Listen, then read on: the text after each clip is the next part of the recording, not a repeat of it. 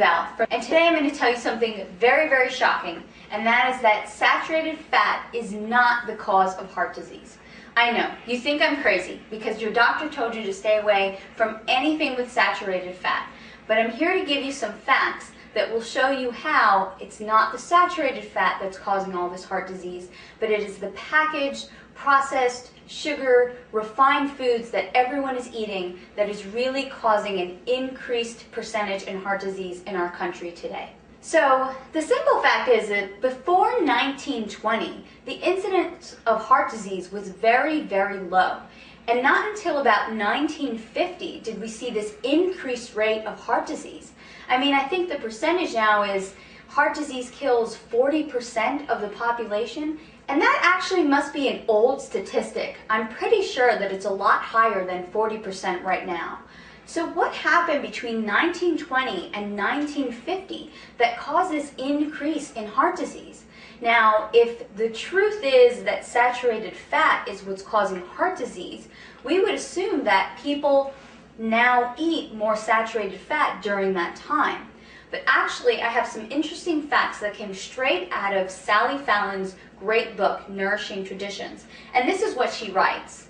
During the 60-year period from 1910 to 1970, the proportion of traditional animal fat in the American diet declined from 83% to 62%. So actually, the consumption of saturated fat went down, and butter consumption plummeted from 18 pounds per person each year to 4 pounds per person each year. So actually, people were eating a significantly less amount of butter during that time. Interesting. During the past 80 years, the consumption of dietary cholesterol intake has increased by only 1%.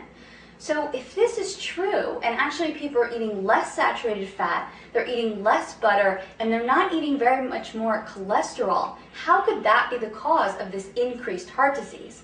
Well, Sally Fallon also writes this. During the same period, the average intake of dietary vegetable oils in the form of margarine, shortening, and refined oils increased by 400%.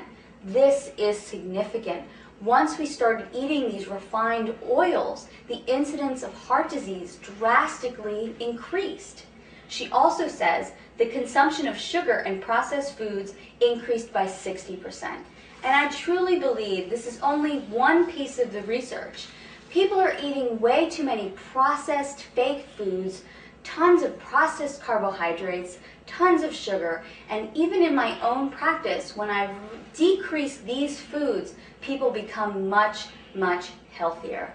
So taking these facts into account, it is not the saturated fat, it's not the healthy organic raw butter that you can cook with that's causing heart disease.